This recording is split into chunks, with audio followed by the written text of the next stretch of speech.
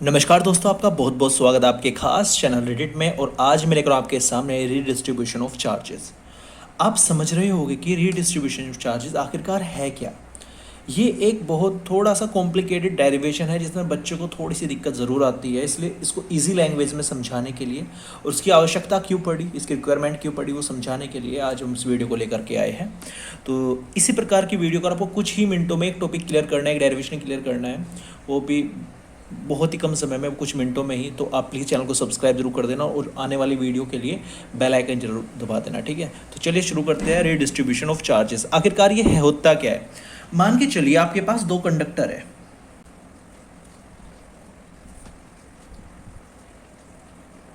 मान के चलिए आपके पास दो कंडक्टर है, conductor A and conductor B. जो कंडक्टर ए है उस पर जो चार्ज है वो Q1 है, इस पर जो पोटेंशियल है वो V1 है और इसका जो कैपेसिटेंस है वो C1 है। ऐसे ही इसका चार्ज Q2 है, पोटेंशियल इस पर V2 है और कैपेसिटेंस C2 है। दोनों अलग अलग चीज़ है, अलग अलग कंडक्टर है, अलग अलग चार्ज है। दोनों की जो ये है ना कैपेसिटेंस, ये अलग अलग है। कैपेसिटेंस एक्चुअल में ये फिक्स ही होता है, ठीक है ना, ये साइज पे डिपेंड करता है, ये फिक्स ही होता है एक तरीके से। तो अलग अलग चीज़ हमने दे दी। तो यहाँ से अगर हम इनका फॉर्मूला बनाना चाहे तो क्या बनेगा, देखो ये बनेगा Q1 इक्वल्स C1V1, इसका ये फॉर्मूला बन जाएगा। और इसका फॉर्मूला क्या बन जाएगा, Q2 इक्वल टू C2V2। अगर हम नेट चार्ज की बात करें, अगर नेट चार्ज की बात करें तो उस पर नेट चार्ज क्या हो जाएगा, टोटल चार्ज वो हो जाएगा Q1 प्लस Q2। वो कितना हो जाएगा, वो हो जाएगा C1V1 प्लस C2V2। इसके बाद ये नेट चार्ज आ गया। अगर हम नेट पोटेंशियल एनर्जी निकालना चाहे तो जो नेट पोटेंशियल एनर्जी वो कितनी आ जाएगी, नेट पोटेंशियल एनर्जी वो आ जाएगी आपकी U इक्वल्स, जो इस वाले पर है A पर और जो B पर है, A वाले पर होगी CV² फॉर्मूला होता है और जो दूसरे पर होगी हाफ C2V2², ठीक है ना। तो यहाँ पर आपको पता चल चुका है, इस पर चार्ज Q1 है, पोटेंशियल V1 है और कैपेसिटेंस C1 है। और यहाँ पर चार्ज Q2 है, पोटेंशियल V2 है और कैपेसिटेंस C2 है। अब इसके बाद यहाँ पर आपका पहला पोर्शन कंप्लीट होता है। अब हम क्या करेंगे, अब एक वायर की हेल्प से हम अगर इन दोनों कंडक्टर्स को जोड़ दें तो क्या ये चीज़ें बदल जाएगी, क्या ये चार्ज बदल जाएगा, क्या ये पोटेंशियल बदल जाएगा और क्या ये कैपेसिटेंस बदल जाएगा, क्या क्या बदलेगा और कितना बदलेगा, उस चीज़ को अब हम पढ़ेंगे, ठीक है। तो अब हम इन दोनों को एक वायर की सहायता से, जिसका कैपेसिटेंस नेग्लिजिबल है, उसकी सहायता से हम इन दोनों कंडक्टर को जोड़ देते हैं।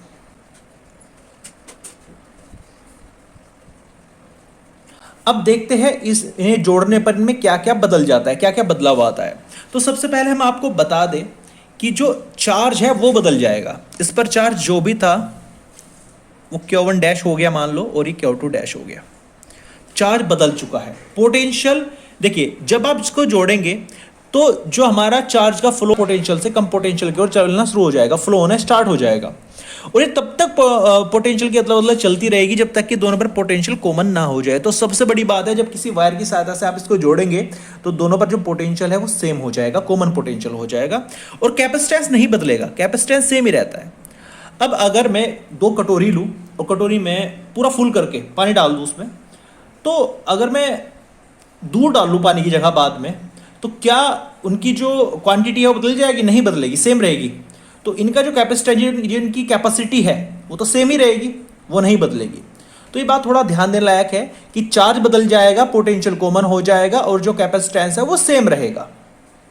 अब इस स्थिति में हमारा जो इस पर चार्ज का जो फॉर्मूला लगाऊं तो क्या हो जाएगा, C1V जैसे वहां पर लगाया था, और Q2 का क्या हो जाएगा, Q2 डैश का C2V।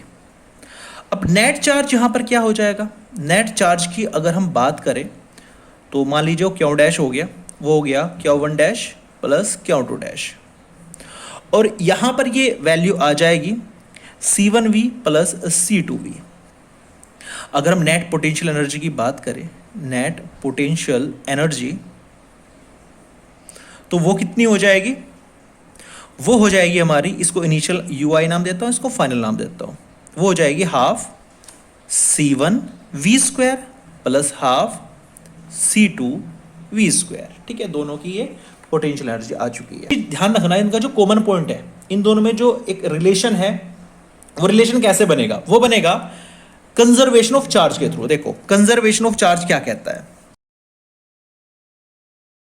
जो इन्हें जोड़ने से पहले चार्ज था टोटल, मान लो इस पे 3 कूलाम था, इस पे 5 कूलाम था, 3 कूलाम 5 कूलाम 8 कूलाम, तो बाद में भी 8 कूलाम ही रहेगा, बस बदल जाएगा, किसी में 4 हो गया तो दूसरे में 4 हो सकता है एक में 2, दूसरे में 6 हो सकता है। टोटल जो चार्ज होता है पहले और जोड़ने के बाद वो सेम ही रहता है, यानी Q1 Q2 का जो सम होगा वो Q1 डैश Q2 डैश के सम के इक्वल होगा। कंजर्वेशन चार्ज यही है कि जोड़ने से पहले जो चार्ज था, जोड़ने के बाद जो चार्ज है वो हमेशा इक्वल होगा, तो इनको इक्वल रखेंगे तो C1V1 प्लस C2V2 क्या हो जाएगा हमारा, C1V प्लस C2V। अब यहां से जो V कॉमन पोटेंशियल अगर आपको फाइंड करना है तो V की वैल्यू यहां से फाइंड करेंगे आप, तो V यहां से कॉमन लेके आ जाएगा C1V1 plus C2V2 upon C1 plus C2। इसको बोलते हैं कॉमन पोटेंशियल, जो जोड़ने के बाद दोनों के दोनों कंडक्टर्स पर रहेगा, इसी को बोलते हैं कॉमन पोटेंशियल।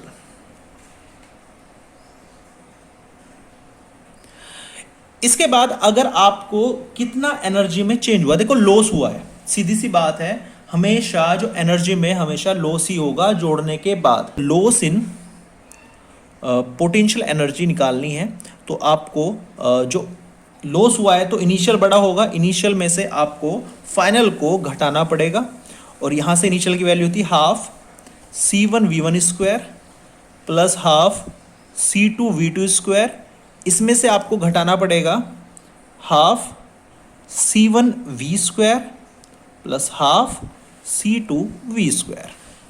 तो ये आप घटाओगे और जो V की वैल्यू इसमें पुट करोगे तो फाइनलाइज आपका जो आंसर आएगा वो आएगा half C1 C2 V1 minus V2 square upon C1 plus C2। अगर आपका ये आंसर नहीं आता है, इसको सोल्व करने के बाद V की वैल्यू ये पूरी यहाँ पे रखने के बाद, तो कमेंट ज़रूर करना, हम इसको भी आपको सोल्व करके दिखा देंगे। तो सीधी सी बात है, रीडिस्ट्रीब्यूशन ऑफ चार्जेस होता क्या है, दो कंडक्टर्स को जोड़ने के बाद जो अलग अलग थे उनके चार्जेस पर क्या फ़र्क पड़ता है, ये डिस्ट्रीब्यूशन ऑफ चार्जेस हो गया। उसकी पोटेंशियल एनर्जी में कितना लॉस आता है, देखो शुरुआत में अगर 10 जूल थी तो बाद में 6 जूल हो जाएगी, मतलब घटेगी ज़रूर। तो अब कितना लॉस कैसे निकलेंगे, 10 में से 6 को घटाओगे, मतलब जो इनिशियल थी उसमें से आप फाइनल को घटाओगे। तो ये पूरा तरीका है रीडिस्ट्रीब्यूशन ऑफ चार्जेस का, यही फंडा है, और कुछ न्यूमेरिकल्स भी इस पर बेस्ड है जो आएंगे आपके पेपर में।